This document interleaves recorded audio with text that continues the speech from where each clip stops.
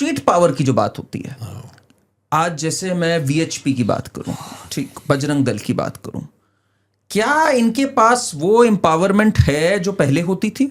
मैं आपसे पूछूंगा ये बात। एक जमाना होता था कि इनके पास एक स्ट्रीट पावर रहती थी, मुझे लगता है आज वो पावर कम हुई है बढ़ने के बजाय। बिल्कुल सही कह रहे हैं आप। तो ये भी तो कहीं ना कहीं, मैं तो सरकार पे ही ब्लेम करूंगा इस चीज का। नहीं, किस पे आप ब्लेम करेंगे? आप हम में से कितने लोग हैं जो बजरंग दल के लोगों को घर बुलाकर चाय पिलाते हैं? आपका पॉइंट वैलिड है। हम उसको मैं कहते एक हैं इसमें कि यार ये रेबल राउजर है। आप 2014 से पहले में सर, 2014 से पहले और अब में पावर तो बढ़नी चाहिए थी ना इनकी। जब इनकी विचारधारा की सरकार आ गई, विचारधारा की तो यही थी ना, हिंदू समाज के बारे में, हिंदुत्व के बारे में, एटलीस्ट ऑन पेपर तो यही थी। उसके बाद इनकी पावर कम तो नहीं होनी चाहिए थी। आप ये कह सकते हैं कि और नहीं हुई, यह समाज की गलती है। तो फिर आपने एकेडमिया की बात करी, तो आपको लगता नहीं है कि अब जैसे आपकी पुस्तक है ये महाराणास, ये जरूर पढ़नी चाहिए सबको, बिकॉज जैसे मैंने आपसे भी अभी बात कर रहा था कि बप्पा रावल जी के बाद से लेकर and almost till Aurangzeb era जो 1000 साल है, हम लोग को ज्यादा पता नहीं। क्या सरकार का ये दायित्व नहीं बनता कि ये सब सिलेबस में आना चाहिए? इतना इतना हल्के हल्के चेंजेस होना एनसीईआरटी में, मैं मेरे तो हिसाब इसके लिए से इस सरकार का सबसे बड़ा फेलियर अगर कोई है तो वो है हिस्ट्री के करिकुलम का आमूलचूल परिवर्तन न करना। दो फेलियर्स हो गए, सार्वजनिक रूप से तो दो फेलियर्स हो गए सर। एक टैलेंट ना रिक्रूट करना, एक हिस्ट्री बुक्स ना चेंज करना, और मैं तो मानता हूं ये स्ट्रीट पावर को खत्म करने में भी है इनका योगदान। आप चलिए इतना ना करिए, we can agree to disagree on that, but मतलब मुझे अभी भी एक बात नहीं समझ में आई सर, कि इतना देखने के बाद भी आपने लाख कह दिया कि एक सिविलाइजेशनल फटीग आ गई हमें। मैंने मान ली बात, मैंने मान ली, बट जब हम इतना कुछ देख रहे हैं तो तब भी हम शत्रु बोध की कमी भी है हमारे में आज भी। एंड आज भी हम लोग, जैसे मैं अभी एक आपको बताऊं, ये अजमेर शरीफ पे अभी चद्दर भेजी गई, प्रधानमंत्री जी के द्वारा भी भेजी गई। हम लोग को अभी भी लोगों को नहीं पता वहां पे क्या थे, जो मोइनुद्दीन चिश्ती जी आए उनकी क्या सोच थी। ये सब कब तक हम लोग सुनते रहेंगे? I mean till when are we going to have all this continue? और लीगली भी अगर मैं बात करूं, मैं आपसे लीगली भी पूछूंगा, जैसे ये प्लेसेस ऑफ वर्शिप एक्ट है, जैसे ये राइट टू एजुकेशन केवल हिंदू रन स्कूल्स के ऊपर होता है, ये कब तक चलता रहेगा sir? It's criminal. It's criminal to allow such legislations. But let me give you a counter view of this. जी. Citizenship Amendment Act को रियलिटी बनाने में मैं और मेरा भाई जय हुजा, हमारा बहुत उसमें रक्त और हमारा पसीना लगा था जी.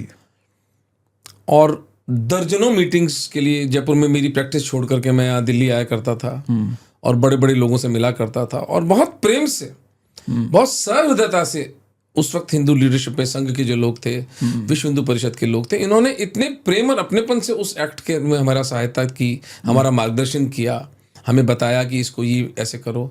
और मैं मानता हूं कि मोदी जी और अमित शाह जी ने जो सभ्यतागत विक्ट्री हमारे लिए सिटीजनशिप अमेंडमेंट एक्ट को पास करके की जी, you see in one move he exposed the evil of the ideology. Yeah. The only example analogies का मैं सोच सकता हूं जो समझाने के लिए हिंदुओं को, इस देश के मूर्ख हिंदुओं को,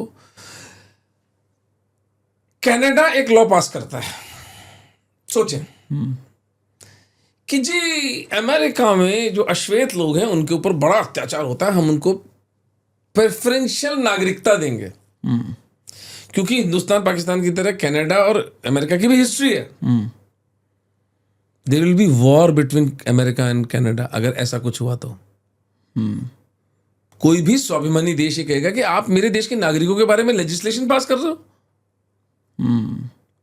ऐसा कुछ हुआ? बांग्लादेश, पाकिस्तान, अफगानिस्तान ने उल्टा लॉजिक, एक मक्कारी की भी एक सीमा को पार करने के लॉजिक लाया गया कि जी इस्लाम में तो मुसलमान है ही नहीं। अरे मुसलमानों से बचने के लिए तो भाग रहे हैं, ये लॉ बनाया ही मुसलमानों से बचने के लिए।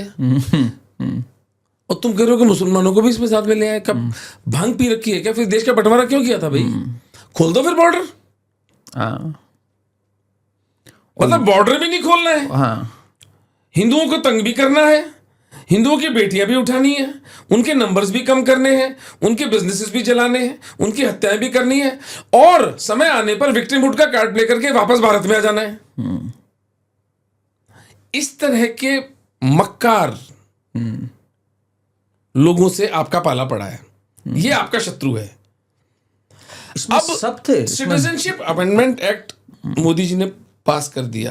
अगर हिंदू समाज, हिंदुओं के नेतृत्व, मैं हिंदुओं के बहुत बड़े बड़े नेताओं से, धार्मिक नेताओं से मैंने गुहार लगाई जनवरी फरवरी के अंदर कि आप ओपनली सिटीजनशिप अमेंडमेंट एक्ट का समर्थन करिए। भारत विरोधी शक्तियां सक्रिय हो गई हैं इस एक्ट के खिलाफ, और राजनीति के सपोर्ट से नहीं होगा ये। मोदी जी और अमित भाई की और बीजेपी की पीठ में छुरा मारा इस देश के समाज ने, हिंदू समाज ने। किसी बड़े धार्मिक नेता ने कोई स्टेटमेंट दिया इसके पक्ष में? मुझे केवल एक सदगुरु का याद आता है, उन्होंने बोला था कि ये एक्ट बहुत आवश्यक है और ये हमें पास होना चाहिए। कहाँ मैं बोलना नहीं चाहता हूं, लोगों की भावनाएं आहत होती हैं, मुझे किसी भावना किसी की पालनी नहीं है, मैं अपने आत्मबल पर खड़ा हूं यहां पर, लेकिन शालीनता के वश में नहीं बोलता हूं। कहां मर गए थे सबके सब? सिटीजनशिप अमेंडमेंट एक्ट सबसे ताकत कदम था जिससे 3 करोड़ हिंदुओं का भारतीय उपमहाद्वीप में, जिसका एक ऐतिहासिक परिप्रेक्ष्य था, जिसका एक हिस्टोरिकल पर्सपेक्टिव था, उस पर मोदी जी का और अमित भाई का साथ दिया है समाज ने। कितने लोग सड़कों पर निकले, शाहीन बाग बिठाए गए दिल्ली के अंदर, सड़कें जाम हुई, राइट्स हो गए, मर गए लोग। किसने साथ दिया मोदी जी का? कोई एक संगठन आया जिसने मोदी जी का साथ दिया? तो ऐसे मरे हुए समाज की लड़ाई एक व्यक्ति कब तक लड़ेगा? अमेरिका की 8 सिटी काउंसिल्स ने सिटीजनशिप अमेंडमेंट एक्ट के खिलाफ प्रस्ताव पारित किए। नौकरी से निकाल दो वो जो वहां पर उस वक्त इंडियन हाई कमीशन में बैठा था, भारत का राजदूत, उसका इस्तीफा लिया जाए इसी वक्त। कि तुम झक मार रहे थे क्या?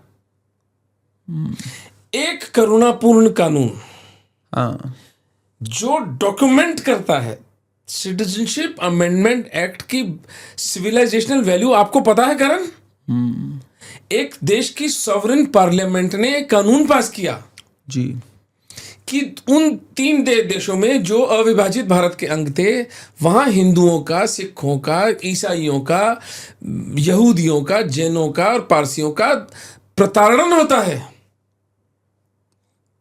और वर्ष ये था वो आए हुए हैं यहाँ, जो प्रताड़ित से आए हुए थे। आगे मत जाओ प्लीज, अंडरस्टैंड कि एक देश की पार्लियामेंट इस जेनोसाइड को रिकॉग्नाइज कर रही है।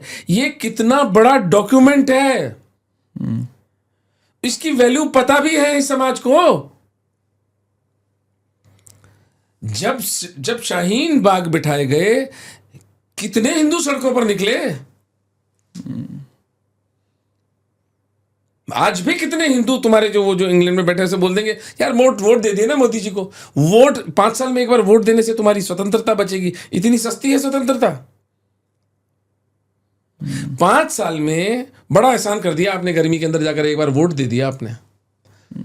करप्ट टू द कोर हम, अपने निर्धन हिंदू की सहायता हम नहीं करेंगे, दोष सारा मोदी और अमित शाह पे देंगे।